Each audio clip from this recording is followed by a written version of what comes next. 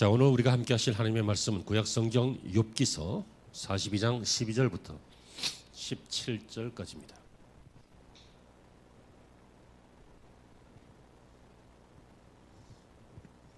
자, 제가 먼저 읽고 다음 절 여러분 읽으시면서 모두 함께 하시죠. 욥기 42장 12절부터 17절까지 합독하시겠습니다. 다 같이요. 여호와께서 욥의 말년에 욥에게 처음보다 더 복을 주시니 그가 양 14,000과 소 1,000결이와 암나귀 1,000을 두었고 또 아들 7과 딸 3을 두었으며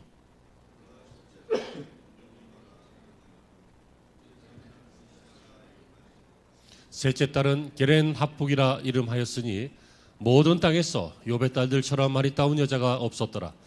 그들의 아버지가 그들의 오라비들처럼 기업을 주었더라. 그 후에 욥이 140년을 살며 아들과 손자 4대를 보았고 욥이 늙어 나이가 차서 죽었더라. 아멘.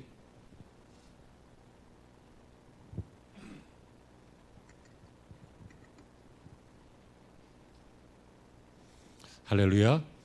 네, 화면 정상적으로 잘 나오고 있고요. 여러분들이 보시고 있는 교회 내부의 화면도 아주 예쁘게 잘 나오고 있습니다만 제가 아침에 카메라를 잘못 건드려 가지고 색깔이 차갑게 변했네요. 그렇죠? 저건 나중에 조정할 테니까 그렇게 참고 주시길 바랍니다. 자, 다시 컷. 할렐루야. 좋은 주일입니다. 하나님의 은혜가, 복된 은혜가 여러분과 함께 하실 줄로 믿습니다. 우리는 연말 축복 시리즈 말씀으로 12월 말씀을 나누고 있습니다. 처음 시간에 당신의 창문이 열리기를 이라고 하는 제목이었는데 기억나십니까? 여러분의 인생에 창문이 닫혀 있으면 안 되겠다.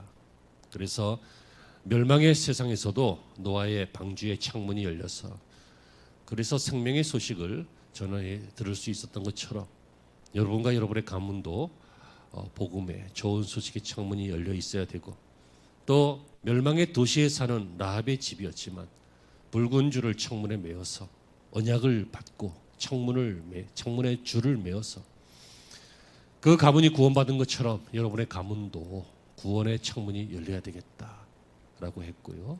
복습하는 거예요 지금. 그리고 어두운 세상에서도 소망의 창문을 열고 예루살렘을 향하여 기도했던 다니엘의 창문처럼 세상이 아무리 어려워도 포기하지 말고 소망으로 창문을 열어두면 우리의 인생의 창문이 열리면 그것이 축복이다. 아멘. 이렇게 말씀을 드렸습니다. 두 번째 시간은요, 당신의 꿈이 이루어지기를 바란다고 했죠. 꿈이 없는 사람이 어디 있겠습니까? 그러나 꿈의 가능성을 믿는 사람은 많지 않습니다. 우리는 꿈의 가능성을 믿어야 합니다. 그리고 믿었으면 결단해야 됩니다. 믿고 끝나면 아무것도 되지 않습니다. 내가 믿나이다 하고 집에 가면 끝납니다. 믿었으면 결단해야 됩니다.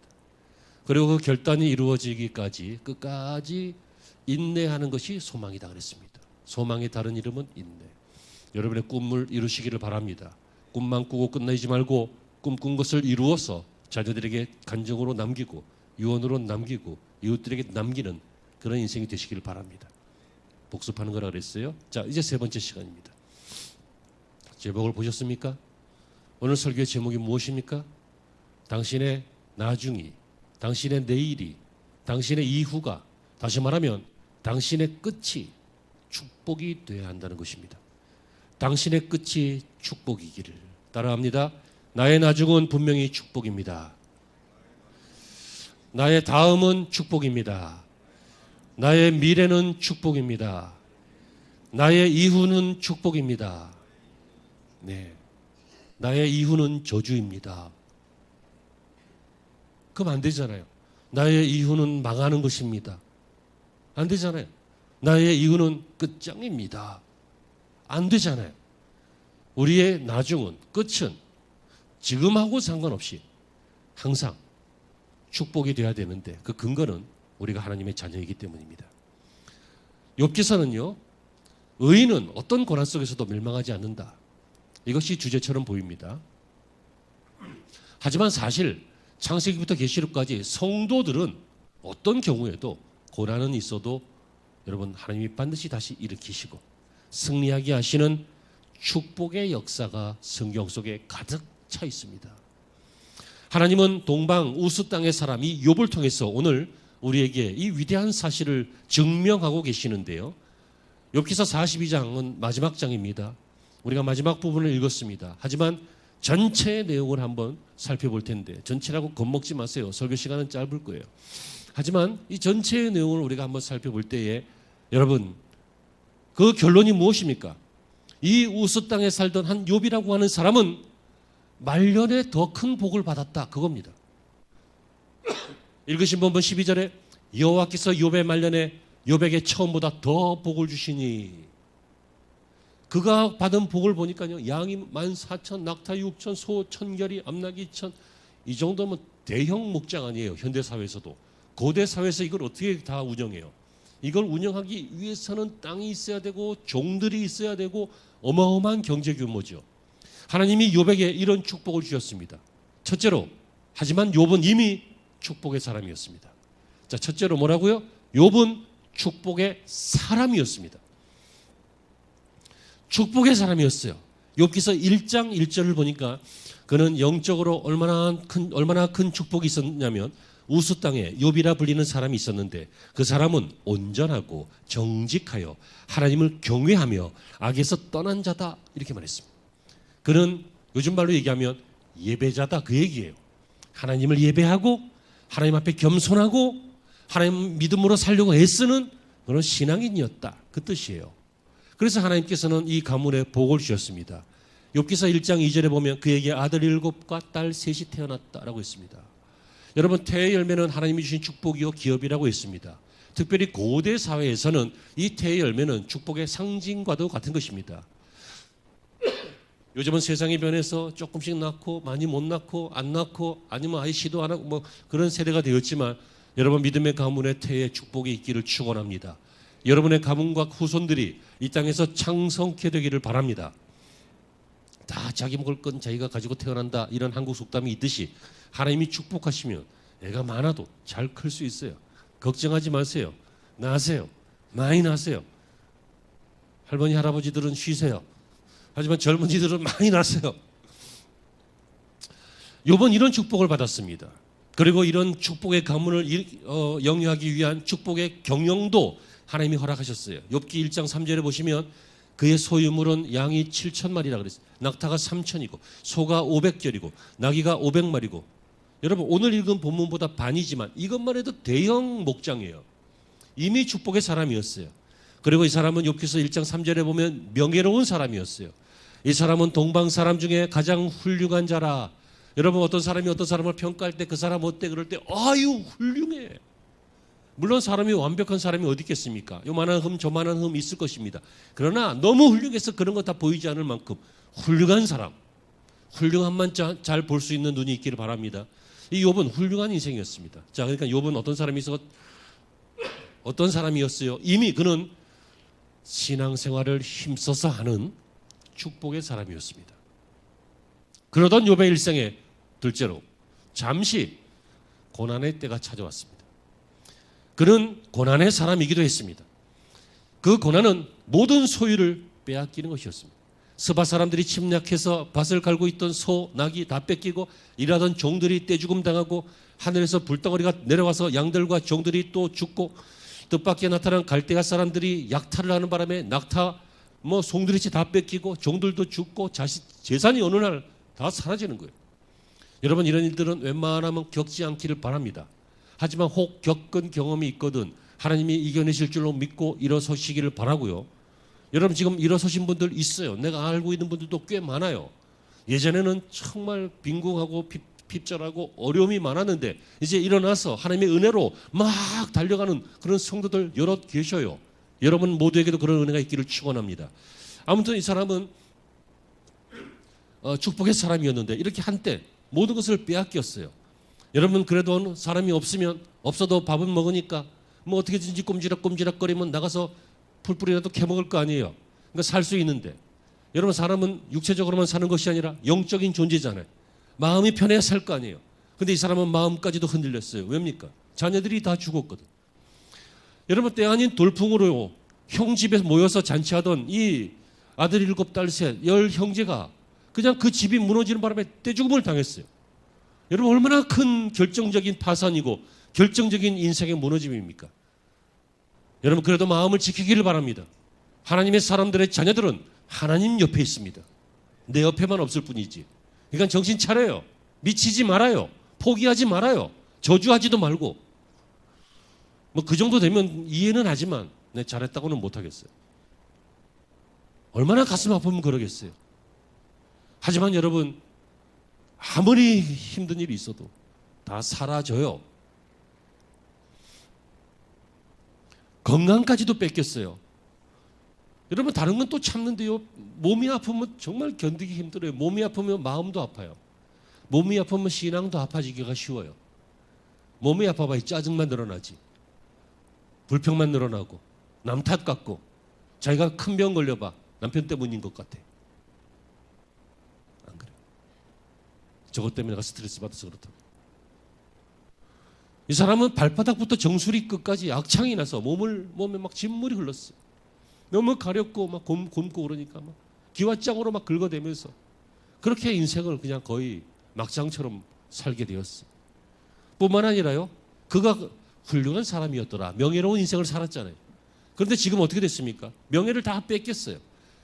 욥기서 19장 13절 이하에 보면요. 종들이 다 그를 떠나가고 모든 사람으로부터 외면당해버려요. 힘들 때 옆에 있는 사람 정말 소중한 사람입니다. 그 사람에게 잘하세요. 그 사람이 아무리 속을 긁어놔도 그런 뜻이 바로 조강지처라고 하는 뜻이에요. 그게 본부인이란 뜻이 아니에요. 어려울 때 같이 어려움을 이겨낸 사람이란 뜻이에요. 알잖아요. 그래서 제가 우리 집사람이 가끔 하는 말이 있어요. 우리 개척교회 성도들, 개척 멤버들 죽을 때까지 잘해줘야 된다. 저것들이 가끔 바보짓을 해도 이해해라. 죽을 때까지 잘해야 된다. 왜? 힘들 때 같이 교회를 세우는 사람들이 없기 때문에. 제가 웬만하면 흰소리 안 할 테니까 알아서들 잘해요. 나중에 이제 사람 많아지고 그러면 불특정 다수를 위해서 누구를 겨냥하지 못하고 그냥 설교하게 되면 엄청난 소리 많이 할 거야. 그따위로 신앙생활 갖고 되겠냐고 내가 막 그럴 거야. 근데 지금은 안 그럴 거야. 하지만 뒤로는 하니까 알아서 들어. 명예를 뺏겼단 말이야. 명예를. 그 고생하던 시절에 사람들이 그를 외면하기 시작했어요. 그런데 아무리 그래도 평생 같이 살아온 부인은 그러면 안 되잖아. 고생을 같이 하고 가문을 같이 이루고 애들 힘들게 낳아가지고 같이 키웠던 부인은 혹은 남편은 그러면 안 되는 거 아니에요. 혹 그러더라도 빨리 와가지고 미안하다고 그러고 사과하고 용서를 구하고 힘을 주고 격려하고 그래야 될 거 아니에요. 근데 욥의 부인이 뭐라고 합니까? 당신 섬기는 하나님 욕하고 저주하고 당신 죽어버려 그래. 뭐 이 정도 되면 사리가 확 올라오는 거 아니에요? 저거를. 요즘 세상에서는 안 그러지만 고대 사회에서 여성이 어떤 위치였습니까? 충분히 그런 마음 생길 수 있죠. 욥은 그러지 않았어요. 조롱받는 인간이 되었어요. 그때 욥은 스스로 나는 조롱받을 일이 있나 보다 이렇게 여겼던 것 같아요. 그래서 뜻하지 않게 회개도 하고 그래요. 욥기서에서 욥이 당하는 고난은 욥의 죄의 값이 아닙니다. 하나님이 욥을 드러내시기 위해서 사단으로 하여금 시험하게 하신 것입니다. 그랬더니 욥은 마침내 하나님의 기대 그대로 고난이 있어도 신앙을 버리지 않고 끝까지 지켜서 오늘 설교의 주제 마지막에 말년에 더 큰 복을 받게 된 거예요. 그게 주제라는 걸 아셔야 돼요. 그리고 그는 무능한 죄인처럼 아무것도 못하는 인생이 되었습니다. 욥은 이제 한계 상황이죠. 보세요. 재산 잃었죠. 명예 잃었죠. 자녀 잃었죠. 부인한테도 그런 평가받죠. 애들도 욥을 조롱한다 이런 평가를 받죠. 몸은 병났지요. 이제 아무것도 할 수 없지요. 직업도 없지요. 한계 상황이죠. 속수무책이에요. 뭐 어떤 지식, 어떤 변명 안 통해요. 어떤 자기 만족도 있을 수 없는 상황이에요. 이 정도 되면 뭐만 생겨요? 무능력, 무기력, 불가능, 포기, 인생을 접을까? 뭐 이런 거밖에 없을 거예요. 이런 경우가 되면 불신앙까지 생길 수 있어요. 왜 하나님은 성도에게 고난을 주십니까? 내가 그래도 최선을 다하지 않았어요, 하나님. 혹시라도 우리 아이들이 죄를 범할까 봐 아이들 대신 번제를 드리고 그랬단 말이에요. 무슨 얘기예요? 아이들 대신 예배 드리고 중보기도 하고 그랬단 얘기예요. 내가 이렇게 신앙생활에 힘썼는데 이게 뭡니까 하나님? 이러기 쉽잖아. 실제로 그러기도 좀 했어요. 욥기서 전체를 읽어보면 이 욥을 찾아온 욥의 친구들과 서로 대화하면서 뭐 그런 마음도 표시를 하긴 해요. 그러나 셋째로 오늘 설교 주제입니다. 이것만 듣고 가시면 돼요. 뭡니까? 당신의 끝이 축복이기를. 설교 제목이죠.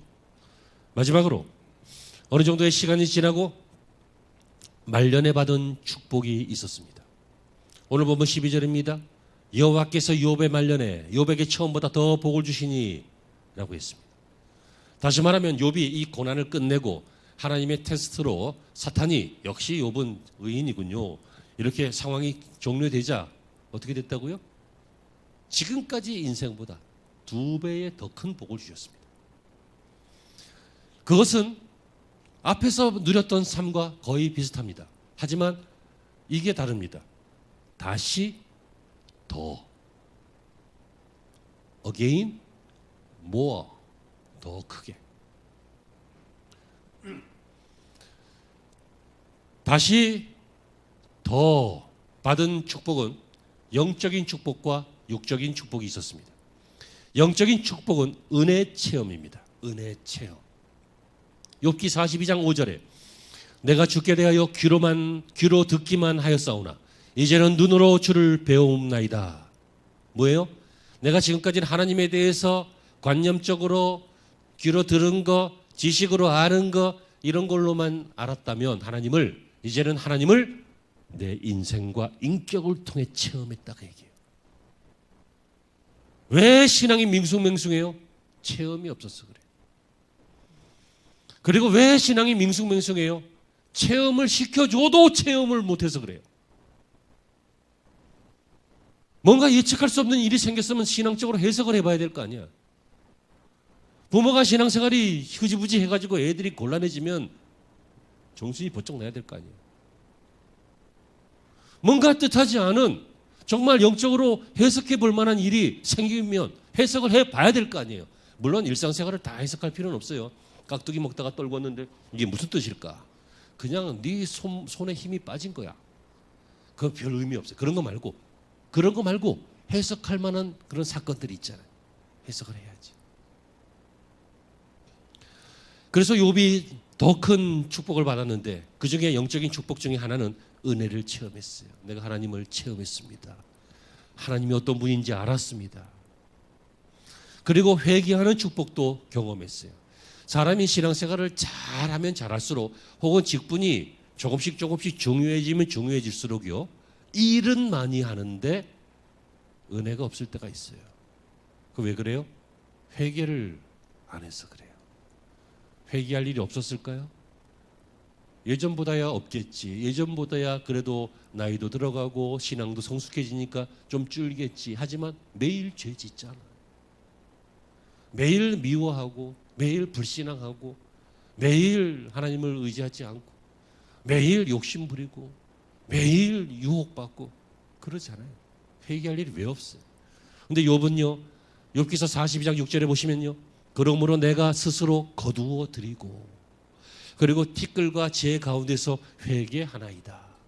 이 거두어 드린 것은 하나님을 원망했던 거, 내 지식으로 이해가 안 돼서 잘못 판단했던 거, 또 친구들하고 변론하면서 자기 주장했던 거, 이 많은 것들이 있어요. 이런 것들을 거두어 드리고 뭐만 해요? 회개하나이다. 제발 이유 되지 말고 변명 좀 그만하고. 변명으로 따지면요, 하나님도 이길 수 있어. 우리는 얼마나 교만한지. 하나님, 내가 이유가 없어서 그랬어요. 내가 이딴 식으로 하면 내가 하나님 잘 섬길 것 같아요. 그러면서 우리 교인들 말고 아주 합리적으로, 아주 합법적으로 하나님 앞에서 성질을 내면서, 여러분 겸손해야 은혜 많이 받습니다. 저는 여러분들이 은혜 많이 받았으면 좋겠어요. 겸손해야 돼요. 회개해야 돼요. 바로 이런 축복을 받았어요. 뿐만 아니라 그는요, 제사장의 축복도 받았어요. 욥이 그를 막 몰아붙인 친구들을 위해서 기도했어요. 욥기서 42장 1절부터 쭉 보시면 그 내용들이 나와요. 하나님께서 욥의 친구들을 뭐라고 해요? 야, 너들도 모르는 얘기를 그렇게 욥한테 막 강요해가지고 욥을 흔드냐? 이 나쁜 놈들아. 하나님이 욥의 친구들을 막 혼내줘요. 그래서 너희들은 욥에게 재물을 갖다 주고 욥이 너희를 위해서 기도하게 해라. 그랬더니 욥이 친구들을 용서하고 또 친구들에게 하나님의 은혜를 구하는 그런 기도를 해 주었더니 이 친구들의 기도는 하나님이 화나서 안 받지만 욥의 기도를 하나님이 받으셔요.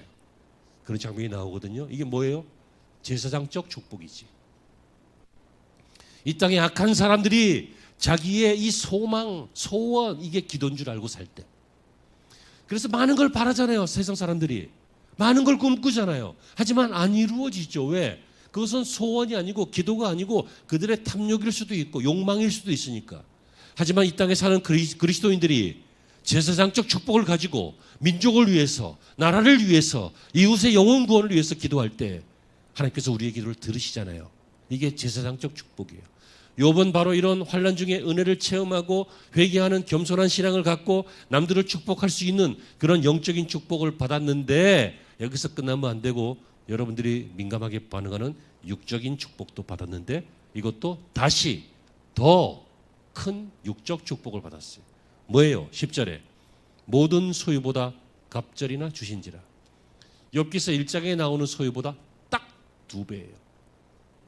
더도 말고 덜도 말고 의도적으로 딱 2배예요. 여러분 이거는 1.7배, 저거는 2.5배, 저거는 3.1배, 이거는 0. 마이너스 몇 이러면 사람은 우연이라고 여길 거 아니에요. 하지만 자로 잰 듯이 돋보기 보고 샌 듯이 정확하게 갑작.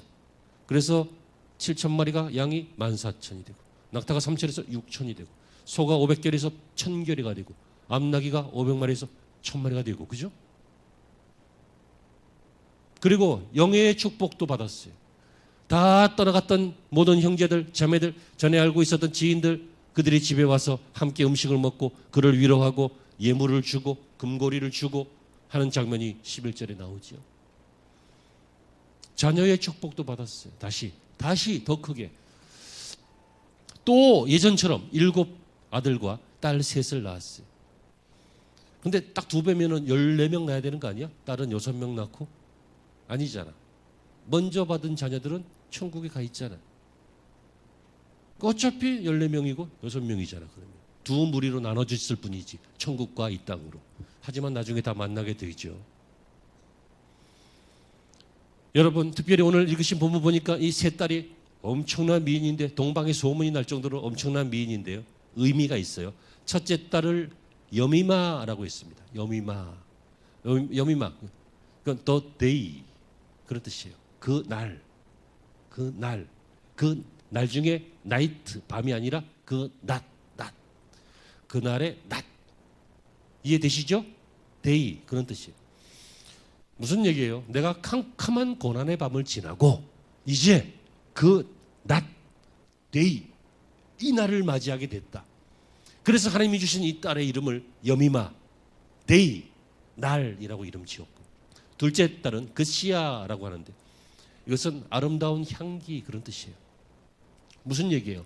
고난당할 때 그 악창이 나서 몸이 곪고 썩고 냄새나고 제 위에 구르고 또 먹지도 못하고 씻지도 못하고 그러니까 엄청 거지 같고 냄새나고 악취라고 하는 그런 불결한 인생이었는데 이제 하나님이 우리를 회복시켜 주셔서 아름다운 향 나는 인생을 살게 하셨다.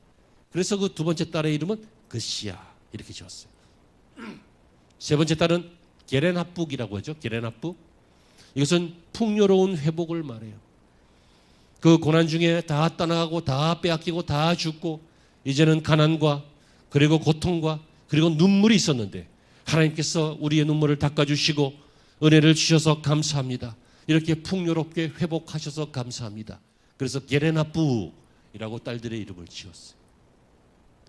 뿐만 아니라 여러분 마지막으로 42장 16절 이하에 보니까 그 후에 욥이 140년을 살았고요. 아들 손자 4대를 보았고 늙어서 나이가 차서 죽었다. 이렇게 나오죠. 그래서 욥이 정확하게 몇 세에 죽었는지는 몰라요. 하지만 원래 살려고 계획했던 나이보다 아마 수명도 2배 살았을 거예요. 그렇지 않겠어요? 그래서 아들 손자 4대까지 그 당시 사람들은 아마 한 2대까지 보고 그랬나 보지. 그렇게 살게 되었어요. 사랑하는 성도 여러분, 욥기서의 주제가 고난이라고 했지만 사실은 축복입니다. 깨달아지십니까? 믿어지십니까? 여러분, 하나님은 성도에게 고난의 짐을 지우십니다. 그러나 그것을 지우시지만 갈 수 있도록, 걸어갈 수 있도록 하나님이 힘주시고 도와주십니다. 하나님은 성도에게 시험이 있은 후에 회복이 있게 하십니다. 아프게 하시다가 싸매십니다. 고통의 외침 후에 감사와 찬양이 있게 하십니다. 하나님은 눈물의 씨를 뿌리게 하시지만 기쁨의 단으로 거두게 하십니다. 이것은 인생 전체가 아니라 인생 중에 있는 한 부분입니다. 여러분, 태어나서 죽을 때까지 고난만 당하는 인생이 어디 있어요? 그런 인생이 있다면 정말 저주받은 인생이고 지옥을 사는 거죠. 하지만 그 과정에서 하나님을 만나고 하나님의 은혜를 체험하고 하나님의 회복을 체험하고 하나님의 약속을 소망하고 하나님의 기적과 함께 동행하면서 그렇게 섞여가면서 때로는 교만하면 때리면 고난도 받고 또는 성장하기 위해서 시험 받는 그런 시험도 받으면서 그렇게 살아가는 인생인데, 여러분, 고난만 받는 것이 아니라 하나님의 축복을 받는 것이 인생이라고 강력하게 믿으시기를 바랍니다. 또 어떤 사람들은요, 너무 영적이라서 내가 이 땅에 고난이 너무 많으니까 다 포기하고 이제 천국에서 받을 고난만 생각하고 이 땅의 축복은 생각 안 하는데, 여러분, 축복은 천국에만 있는 것이 아니라 이 땅에도 있어요.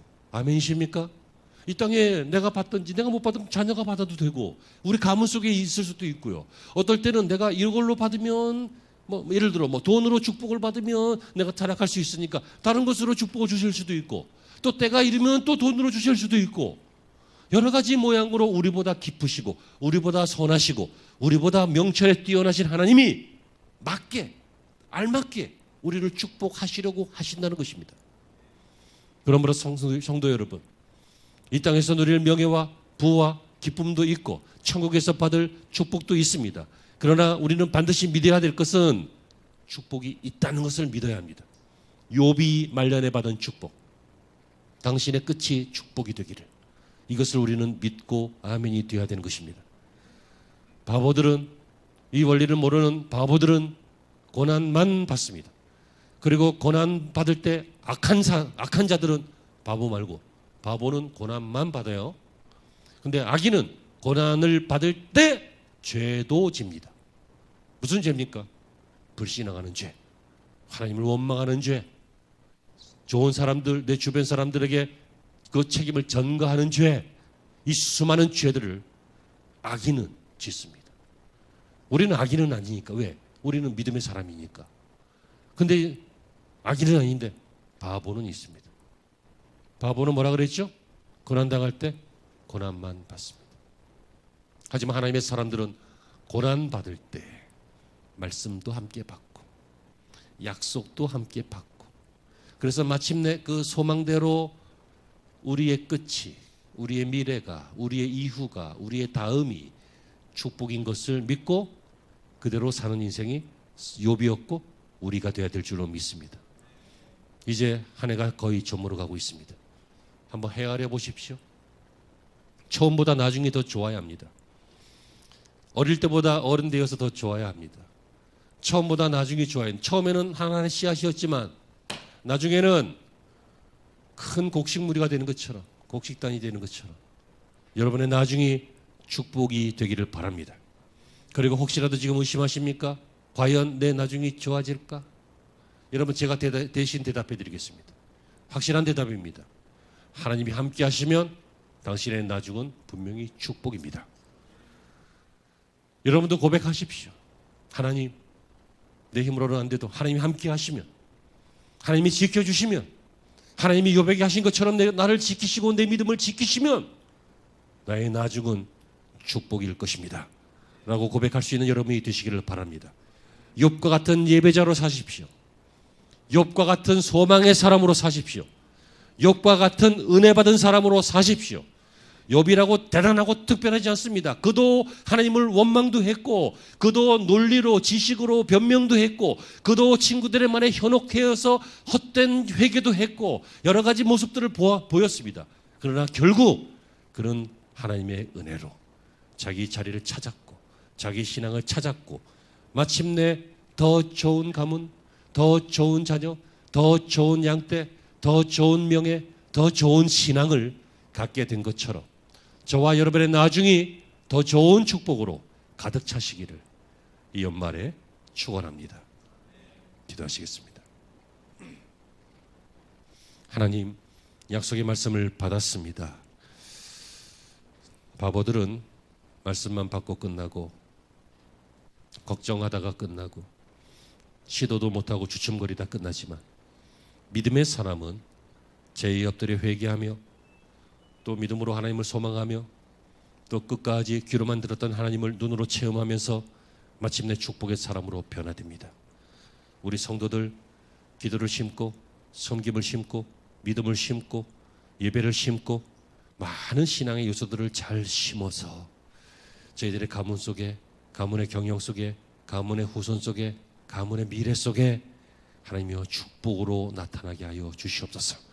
이것을 믿고 연말을 마무리하게 하시고 이것을 믿고 새해를 시작하게 하여 주옵소서. 우리의 끝은 축복입니다. 마침내는 또 천국입니다.